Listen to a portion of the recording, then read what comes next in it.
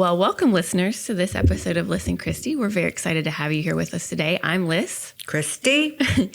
And we have a surprise guest for all of us named Jason Allen. He's a local native to Bryan College Station and a referral from one of our previous guests, Nikki Peterson. Shout out to Nikki. And if you're here listening to us, we're super excited. I'm super excited to have just discovered this new fresh and coming author who has done an amazing job writing his book. You want to hold up your book? Sure. Be the Successor, which was published in January of this year. So brand new. And I'm about halfway through and I already have like 4 note cards written out of all the things. I'm like, oh my gosh, I know about that and I do that too. And tell us a little bit about your story. So about 10 years ago, I was personal training, and this was way before I started doing chiropractic. But I found myself in the grocery store and just standing in the lines. I would analyze everybody's cart, and I would look in there and I would notice that whatever they decided to put in their cart directly reflected who they were. And so it started to evolve where I was looking at the decisions they were making to put those things in their cart. Were they making financial decisions that were not so good earlier in their life that forced them to shop the way that they do, or did they just not care? I mean, just throw in, like you said, ice cream and chips and queso and whatever. And what in their life had transpired to bring them to that point. But right. As soon as I got to that part of your book, which is, like you said, chapter 2, mm-hmm. I thought, oh my gosh, I do that. I study people, not in... You grocery cart judge? Well, it just... what I took perspectively from the way you said it is maybe it's somebody that you see them, oh, they're buying the low-fat this or they're buying the diet this. So conceptually, you think they're trying, they want to be better, or maybe they want to lose weight, but maybe they just don't know how. Uneducated that, hey, this is what mass media is feeding you as what you would think would be good for you, but it's all still processed, or it's all still... And so you see these people who are struggling, and you kind of want to step in and say, hey, like, I see what you're doing here and you're trying to get there, but let me help you.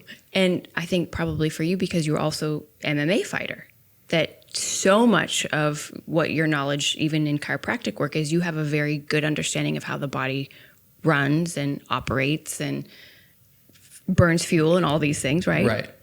And so we noticed as we progressed through that chapter, we did have one of the characters in there that was shopping well, and she was having her like organic chicken and all of that good stuff, and it directly reflected who she was because she invested in herself to do better, to be better, and that's just how she shopped, and that's how she made her decisions throughout life. So what was it that inspired you to want to write a book? That chapter is what's just set it all off, and I kind of kept that chapter in my back pocket, and then I just built on that over time. And then 5 years ago, I was like, okay, I'm going to put something together and write it. So you started, because that's another part you talk about, is being a procrastinator. You had about 75% of this book finished. Yes. That's not a procrastinator. It was.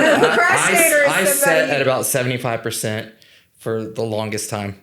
You've done 35% more than most people. Yeah. Still, but I had to get it off my plate, had to get done with it. And I spoke about it in the book. I had a patient of mine that came in and just really gave me a hard time about not finishing what I set out to do.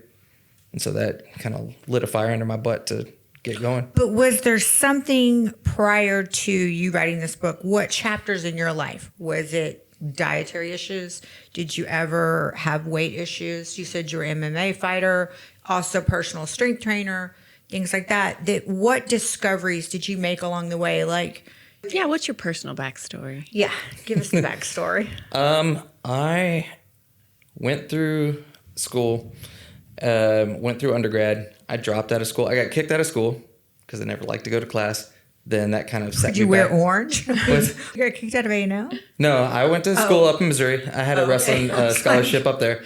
And then, so I got kicked out, re-enrolled, got back in, and then I just kind of lost my way, dropped out, and then just did the work life for a while.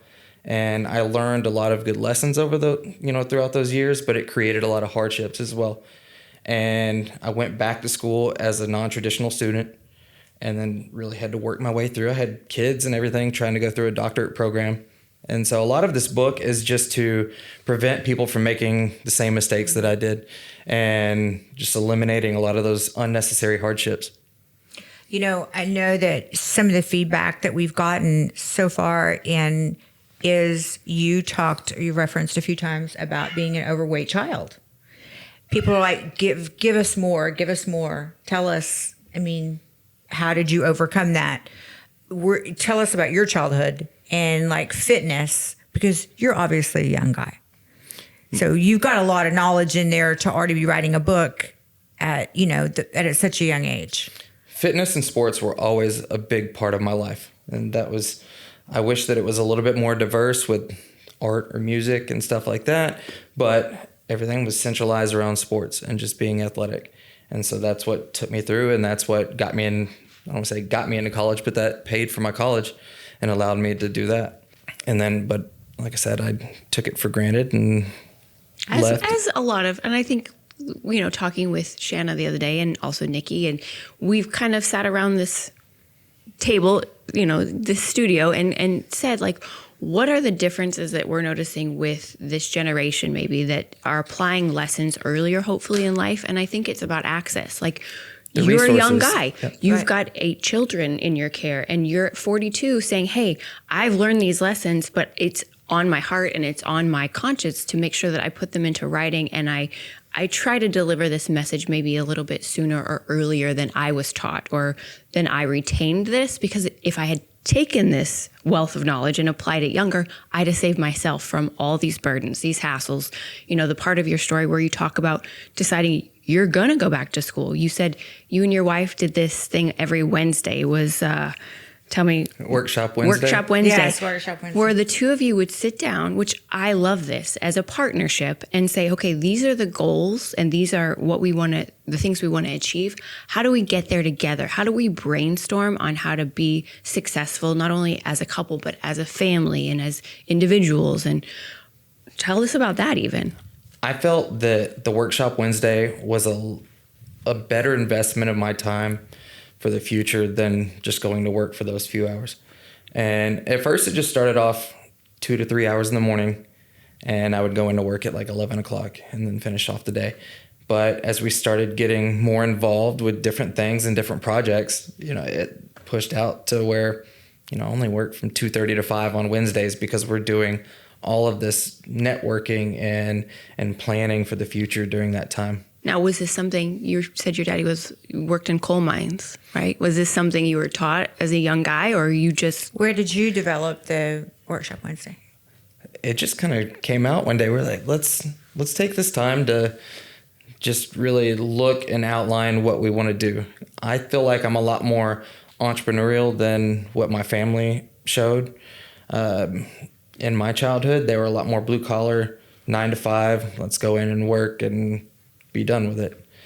But I'd never learned anything about investing or planning for the future, any of that stuff. It was just work for your dollar and save it. I'm from Iowa, so I get the whole wrestling in Missouri in the Midwest, and it's a huge thing. And I think, like we talk about all the time, a lot of these young athletes who maybe get participation awards, or, you know, you're doing so great, this could be your future, and they're seeing these stars blow up and become athletes, and that's a very small percentage of who actually participates that go on to have these massive careers. So we're setting these young people up for possible disappointment in the longevity because they think, oh, I get to go and do, and I'm going to be great. And when you get to the big leagues, it changes. And then if you're partying too much, like when you said that you went back to school, you were up every day at like 4:30, out the door by 5. You were personal training your clients. Then you were going to school for 9 hours. Then you were coming home working out yourself, because who wants to take class from somebody who's overweight and out of shape? That's right. And so by 9 o'clock at night, you were like hopeful to even get to bed. And you did that for how long? 4 years. That's a long grind, a very long grind. It was rough. Yeah. That was a rough 4 years. But it sounds like you have a great partnership with your wife. I mean, obviously, somebody that, you know, you procreate and have 8 children with, and you say, this is our goals, and we're going to sit down and this is our devotional time on, you know, midweek, every week, and we're going to give each other evaluation and say, how can we get further? That's a strong union. Yeah, I mean, it has to be to keep Right. everybody in line, keep all those schedules straight. She has to be an Army sergeant. Hey, She is. give it up for your wife. She is a lot better at the little Logistical, tedious- yes. organizational skills. I'm more of the creative person, and she's more of the detail-oriented girl. But you've come together to make a good team. Yeah, And you're a blended family. We so are. how many do you have together? one. Which I think that's even a testament to how strong you are, because that takes a lot also at this stage in life to say, okay, I'm going to take on yours, you take on mine, we've got this together. And I mean, my sister has 7, so it's a lot. A lot of personalities, a lot of different activities. They're all involved. We make sure that they're involved. So is fitness a big thing in your house? I mean, It is. What an advantage that your kids are getting from 2 to 20. You know, when we were growing up, it was calorie deprivation. Nobody taught us about carbs, and we may have something, but it still was loaded with sugar. Well, it's fruit juice. It was still loaded with Right. sugar. I mean, just all the things, how we progressed and learned. And, you know, I always go back to this example, but people investing in themselves. Somebody told me years ago, if I gave you a Bentley and, you know, you had a little fender bender and wrecked it, immediately you'd want to get it fixed because you wouldn't want anybody to see you driving around a $250,000 car with a dent in it. That would be embarrassing to you. But why do we allow dents to stay in ourselves and we don't ever go to address those to get those fixed? That's a good question. And that's what I'm trying to prevent is And I felt like to minimize those dents before they even happen. And when I got as far as I did in your book, that's what I felt like, the vibes it was giving me. In other words, or you have every resource to right there to fix what you have. Just because somebody maybe can't see your dent, your dent's still there. Yeah. And I think that a lot of that is just educating. And a lot of parents aren't educating their kids. They don't have the proper mentorship to know where to go. Therefore, they're just running into all these things and causing these dents that are unnecessary. What about childhood obesity? What can we do besides start getting our kids up and getting them active and Structure, activity. I mean, when we were kids, nobody wanted to be in the house. We wanted, Right. Yeah, I wanted to get out, and I didn't want to come back until I had to come back, and we Right. don't see that anymore. I don't want to come back until those skeeters are biting my ass. Yeah, it was when the lights came on. You had to be back, Right. and that was it. And so your family, they were My dad powerlifted and did all that, and Okay. so I was just brought up in the gym. I got my first gym membership at 11 years old, but I remember being 2-3 years old and running up the decline bench and yelling Rocky or Adrian and doing these things because I was Yeah. always in the gym no matter what. I was a little shadow. when I grew up, was there a gym in your No, I hated the gym. There was a gym down the road from this little Subway, and there was a dance studio. And I remember going, and I'd watch the girls in the dance studio take class, and I wanted to take it, but because of our situation, I couldn't. And so I'd go watch my mom's boyfriend at the time work out. And so I'd have to sit there and watch him work out while I wanted to be dancing. So I was like, screw the gym. I'm never stepping foot in a gym.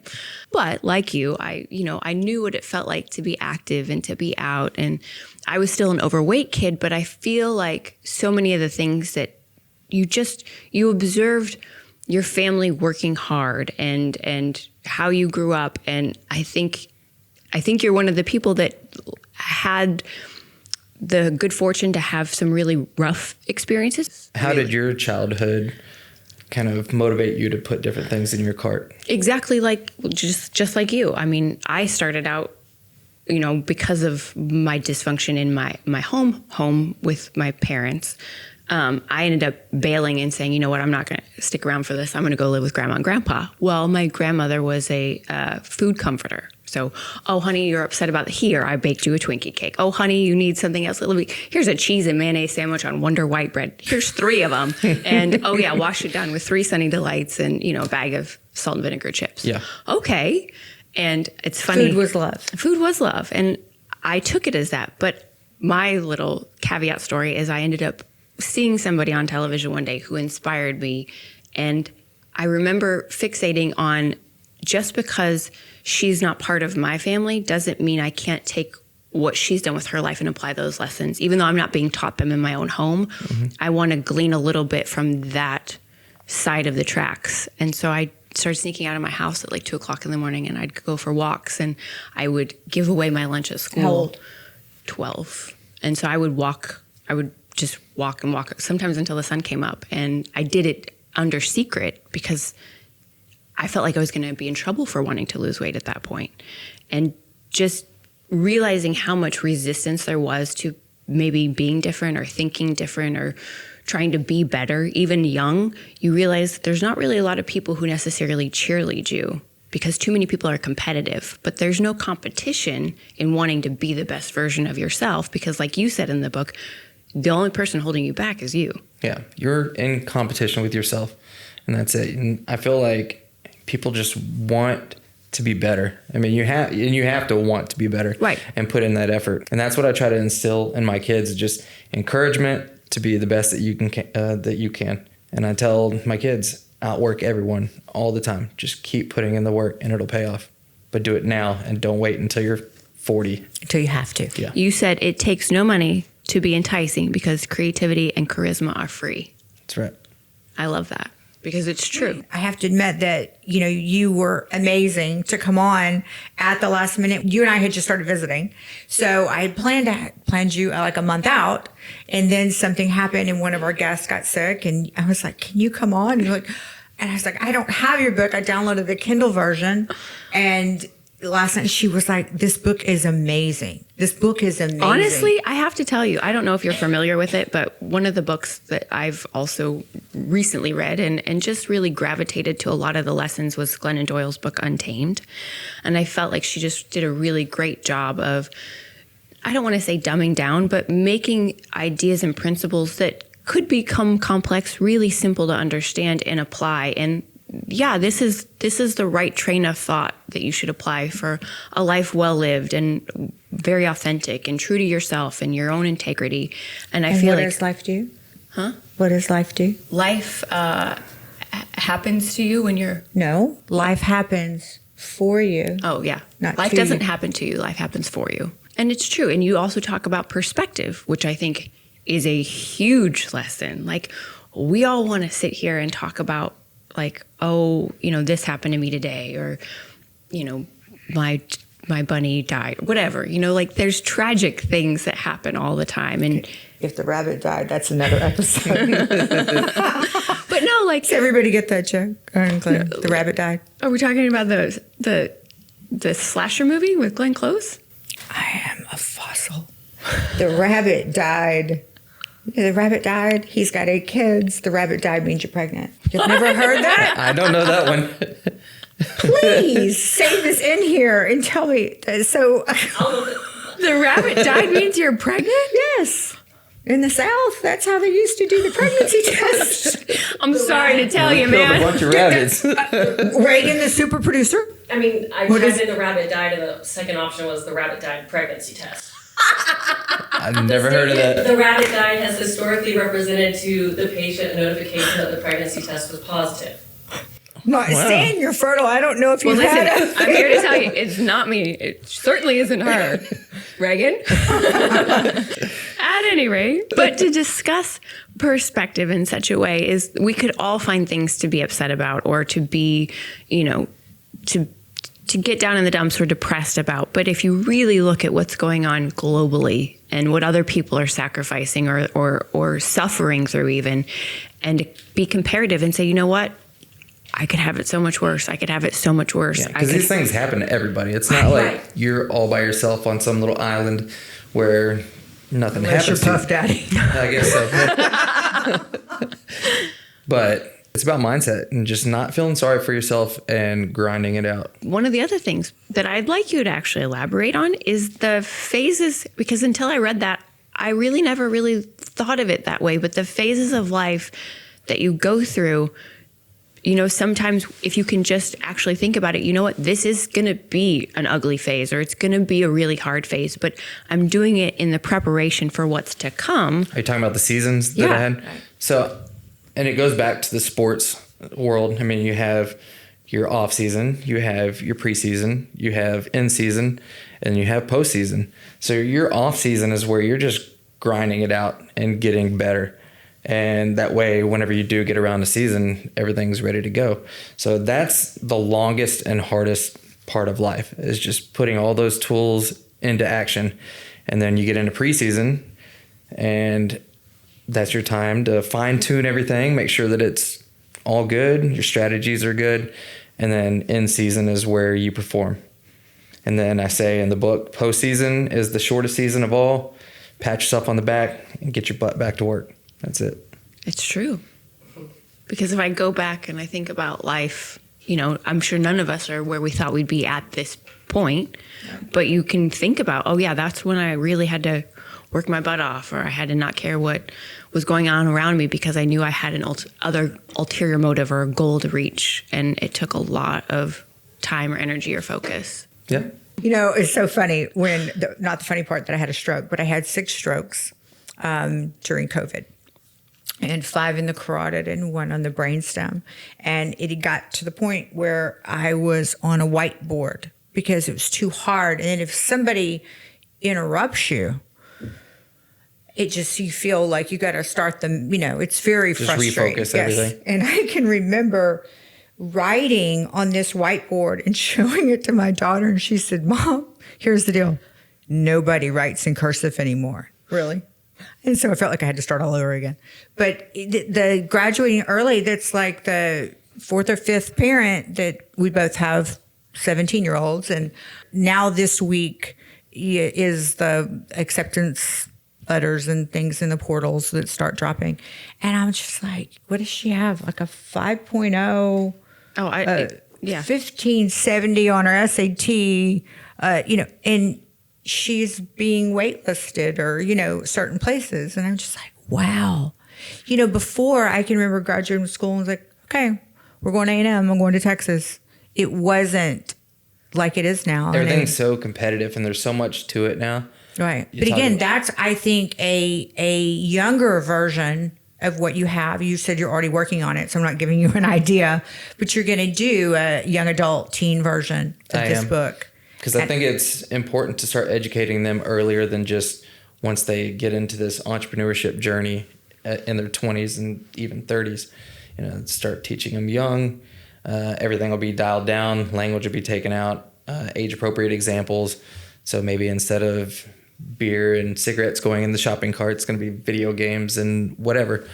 So, but do you feel like being a chiropractor here in this community and with the largest college campus that you are having a lot of young patients come in that you know, I'm sure that there's times that you feel like a teacher or a coach because you're helping people stay in their best physical working capability. You have young athletes and kids come in that you see, and maybe you know, hey, you know what, this kid has a lot of potential, but maybe they don't have the best examples, or right? You have to. I have conversations throughout our sessions at work, and I actually had one of my patients come in, and he was very inquisitive about everything that went on in the office, and it inspired him to go to chiropractic school. Wow. And so he's got about a year left, and he wants to come work for me. And so it changed the whole trajectory of his life. That's amazing. I think that's what it's all about. So are you still really involved and invested in the fight world, or? My kids now are doing it. One dumb question. Is MMA jiu-jitsu? So jiu-jitsu is a part of MMA. Okay. It's mixed martial arts, and that's just one component, like wrestling, boxing, all that. But even the story that you tell when you're having that MMA fight, my brother and his wife, they did MMA, and I was only present for one, which I'm one and done. I don't need any more. But you went in the ring and you thought you had to drop an extra 5 pounds literally like 2 days before you fought, right? And that's pretty standard, but 5 more than I was going to. Because your opponent dropped out, right? Yes. I went through 2 or 3 opponents, and then we finally landed on a guy that was a little bit smaller, so we did a catch weight. So over the 3.5 months of training, I dropped 40 pounds to get to that fight weight. I mean, that is just incredible self-discipline, hard work, almost like a mindset of a SEAL or something, you know, like nothing's going to prevent me from my ultimate goal, and I'm going to get there. And then so when you actually went in to fight that day, you got him the first 2, right? And then the third round, he pummeled you how many times? I think I counted 44 when I went back and watched the film. I won the first 2 rounds very decisively. How many rounds did they give you? 3. Okay. And I was so exhausted in that last round, and he just hit me. And it was the punch that I felt the least in the entire match. And it was just like one of those things where I woke up and I was on the ground. I was like, what happened? And is it over? And then he just starts punching me in the face. I'm like, oh, I guess it's not. I guess we're still going. 44 punches? The last few were kind of just like little taps, but. And then what?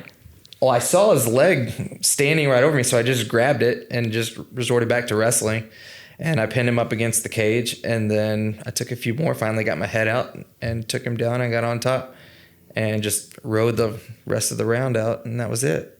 That's astonishing to me. Like, to be in the ring, like, I can visually see it. That was what that whole chapter was about, is just gritting it out. It's like, Right. I'm not losing at all.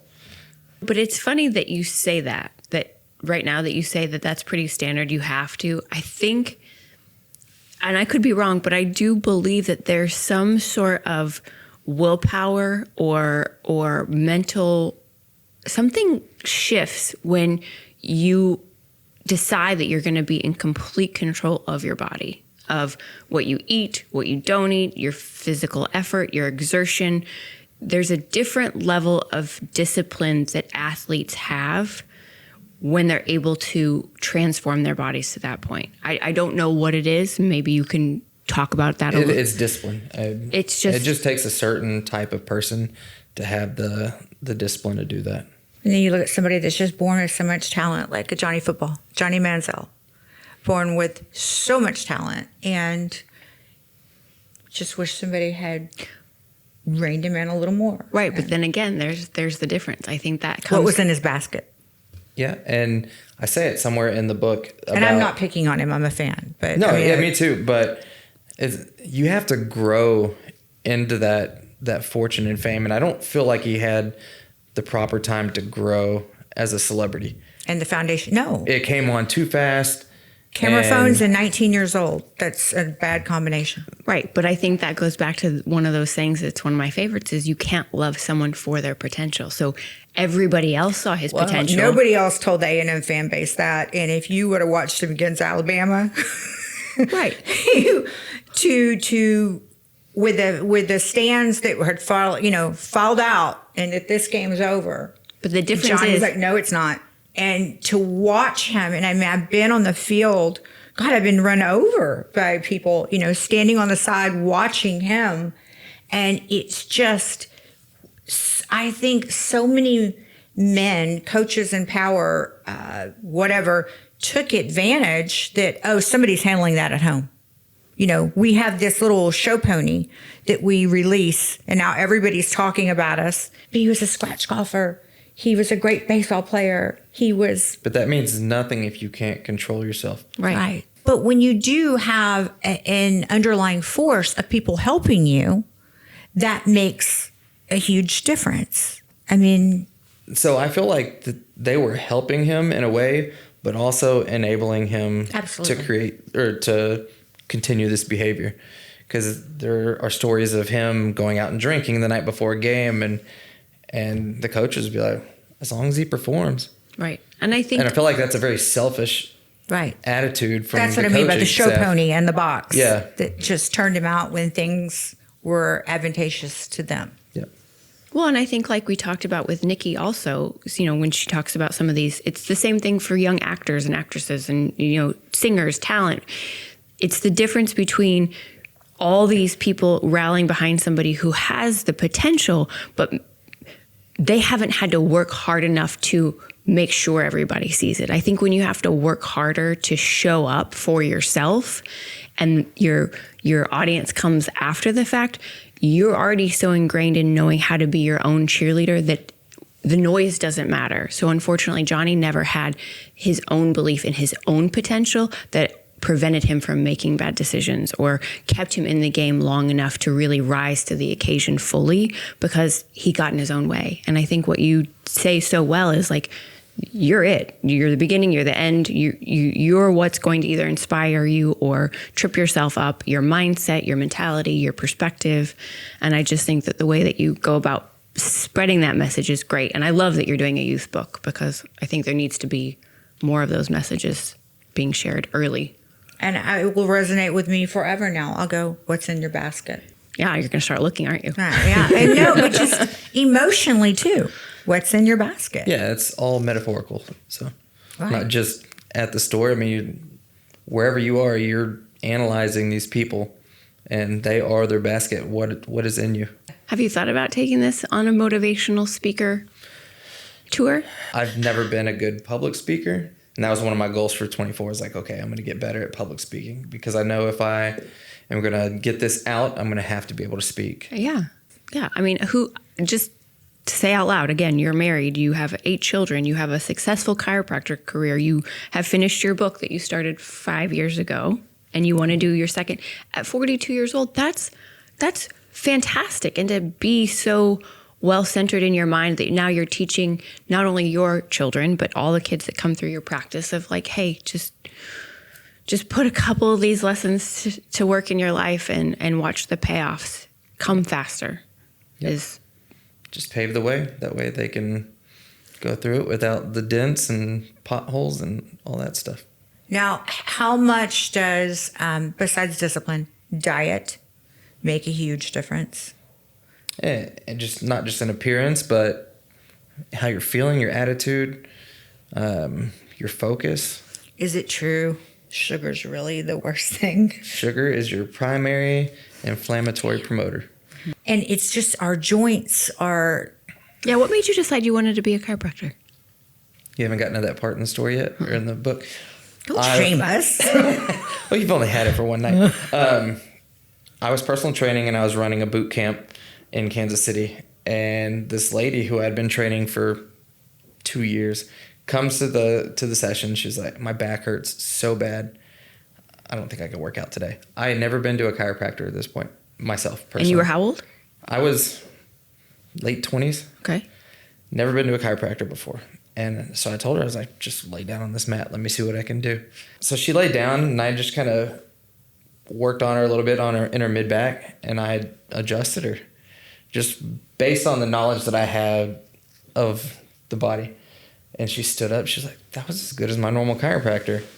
And she said, you should look into chiropractic school. And I was like, okay, whatever. So we did the session. And then that night I went home and just on a whim Googled chiropractic schools. And there were not very many in the United States. There was one 10 minutes from my house. Wow. And so I went and toured the school. I applied, got in. I had to take like 4 prereq classes. And then that was it. And I went through. What was the time frame from the time that you worked on her with no like? Does she know the impact that? I called her after I graduated and thanked her for changing my life. Oh my gosh. So I might get teary-eyed again. You guys, I can't stop crying. So like, I was I was doing well personal training, but I was up every morning at 5 a.m. or earlier, and the busiest time to train is like 5:30 in the morning. So I trained for a couple hours. And then I would work out and do my networking while everybody else is at work for their traditional jobs. And then I would go back to training until like 9 p.m. Never got to see my family and never had any downtime. And so it was a good change to be able to do that and go to chiropractic school. And then I can just apply training to chiropractic. So you went in Kansas, and then when did you come back to Texas? I had gotten an internship right out of school. Down here. And I wanted to come back down here because I knew I had a network that I could build off of. And then I was an associate at an office for 3 or 4 months, and I realized that I'm not a very good associate. I like to work for myself. So what do you think about, I have to go ahead and ask, the Ozempic phase? It's kind of like, now I looked up last week, it is the company that makes it is valued higher than Tesla. It's a $600 billion company now. Everybody wants a quick fix. Nobody wants to put in the work. Is it? And it's just the Do thing we know that about we're the effects on our joints? Do we know about? I mean, 'cause some I people don't think blood we know sugar. as some much people about it as need we should before we just go into this whole rampant, frenzy over it. And it's kind of like, and I think I said it in the book too, that it's just like when you lose weight super fast, it's so much easier to come back. And it's just like with the money, when you gain that money super fast, it's so much easier to lose it because you don't know how to handle it and you didn't work for it. It's not a lifestyle choice. Right. That was probably one of the biggest things for me, losing the weight from 12 to 20. And then when I was 20, I got sick with like a systemic candida infection, and I didn't know that's what it was. And I basically gained 40 to 50 pounds within a couple of months. Even though it had taken me nearly 8 years to lose the weight, I got so sick and I was, depressed. I didn't know, but then working for it all again a second time. I'm sorry, when you've spent 20 years losing this same 50 to 60 pounds. Makes you appreciate it. A whole lot. And so, sugar will never, ever look enticing to me. Sure, I might want to bite, but to eat a whole cheesecake or a whole piece of something now that I know how difficult, and there's that age-old saying that nothing tastes as good as skinny feels. It's not even about being skinny, like you say. It's about being healthy and, how's your body function and inflammation. We talked about it the other day, but everybody's doing like these cold ice baths. Are you a fan of this? Yeah, I'll do ice baths every once in a while just for inflammation. And everybody's like, oh, we should do these ice baths. Well, maybe you wouldn't need the ice baths if you put a little bit more emphasis on your diet and your physical exertion and training your body and having muscle tone and all this. It depends on the intensity that you're working out. I mean, if you're training MMA and you're really, really pushing it and you're getting beat on every day. We have no idea what really training means. Ice baths are going to save you. I said, oh my God, this is like running the Ironman. And I go, I don't even know why I said that. I don't even know what exactly the Ironman is. Couldn't even tell you. I don't even know why I compared myself to running the Ironman. Mm-hmm. I just know a few years ago, I did Navy SEAL training. And wow. You get up at 3:34 every morning, and it was 6 days a week for 6 weeks. And then, you're out there, and I remember it being cold, and you can't miss. And then if you do, basically, they give you 1 or 2. How many days did you do Navy SEAL training? 6 weeks, and then it was 6 days. I'm impressed. Yeah. And I can remember getting in my car and just being filthy and just cut up. And, you're trying to climb up this tree in the dark to fall so people will catch you. Well, did any of you people drink wine last night? You're scared, but you have to rely on other people. And if I ever hear the word bear crawl, I just get... But it just goes to show you what it taught me was everything you do, every eye roll, oh my God, we don't have to do that today. Oh, really? Now we're going to run 3 miles more. And that, but to civilians, that's a lot. Maybe 20 miles if you're... This is like an interaction with my kids. Yeah. The eye roll and now you got double. No. And you can all blame... Now you have to lick the toilet clean. Right. But you can all blame the one that eye rolled. Because, in other words, there's always the slowest or somebody that... And then they showed us you have to lift those people up. So you're in it as a group. So yes, if you do have somebody that's lagging at the back, send somebody back there. There's a good cop, bad cop kind of mentality. And, the guy kept saying, just don't come back. This was the SEAL.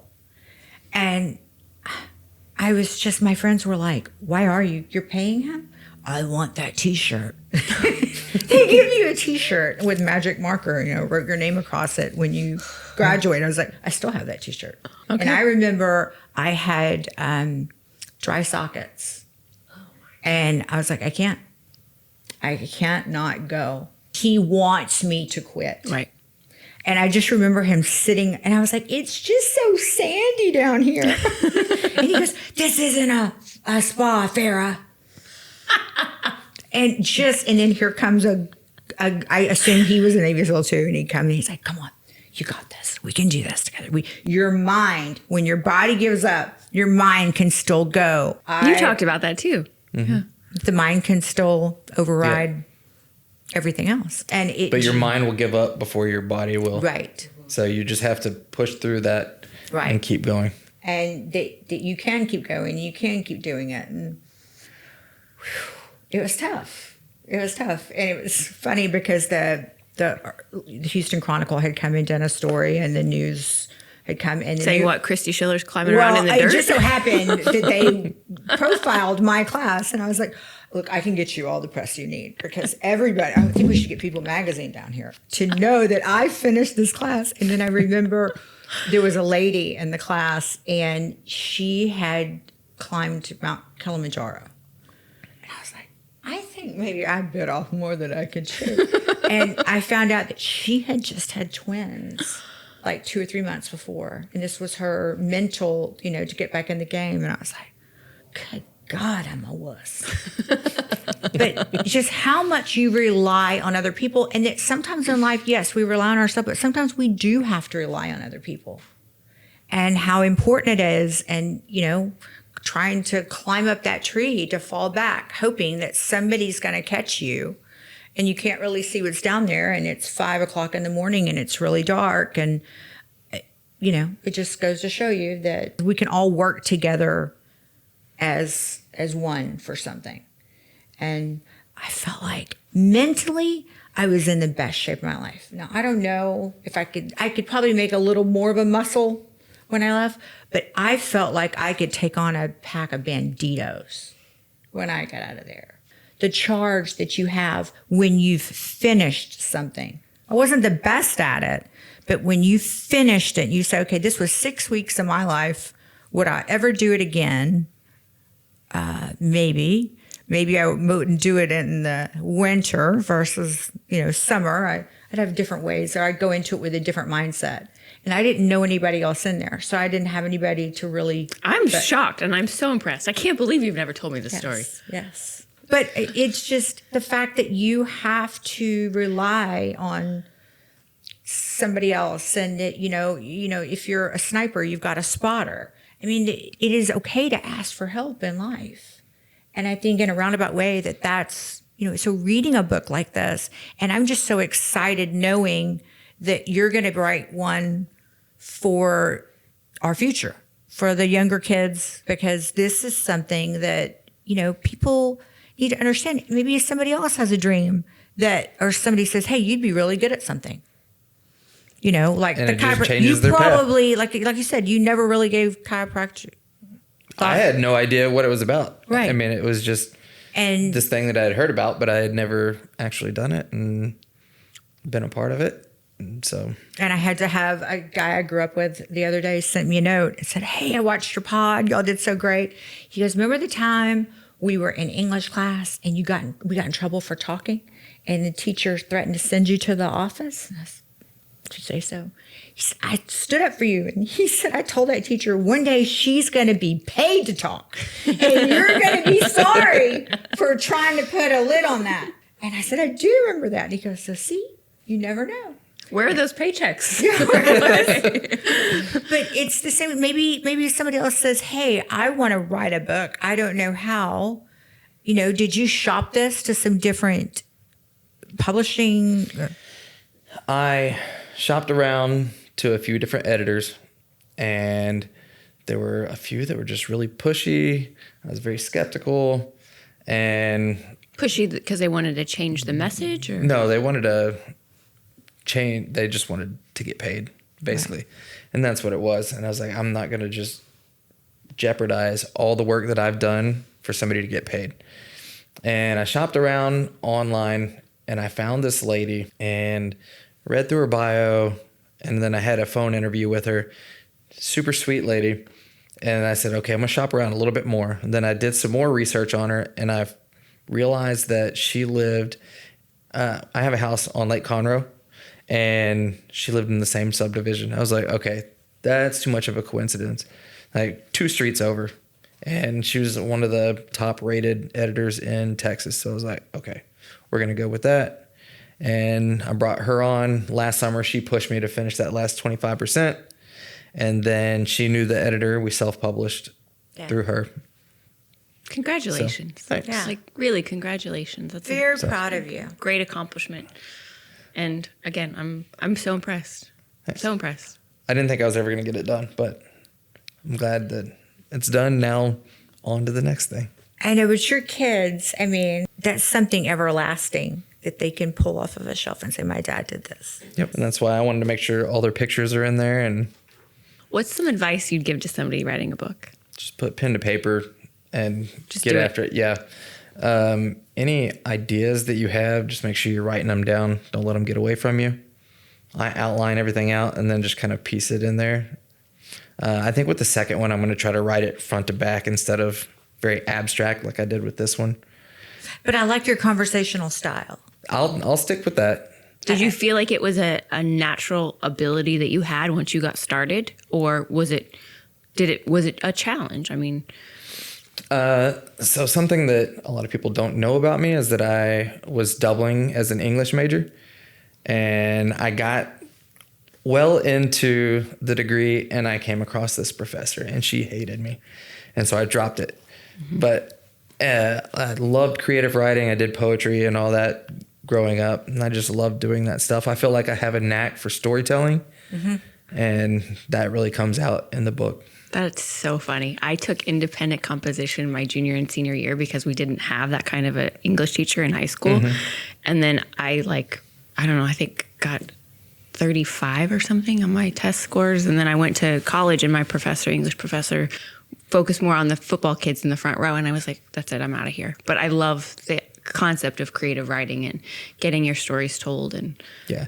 That particular professor was not a creative writer. She was more academic and just, I hope you autograph and send her a copy. I should. yeah, absolutely. Get it out there. Well, Jason, I think everything happens for a reason, and it was just kismet. And I'm so happy that you came here early and that you could fit us in. Any parting advice that you want to leave? Any nugget? Your favorite saying or your favorite inspirational book that, maybe you read? Or I'll kind of play off the season thing that we talked about earlier. And one of the quotes in the book is that flowers don't bloom year round. So you got to put in the work, and you're only pretty for some of the time. That's when it's going to show.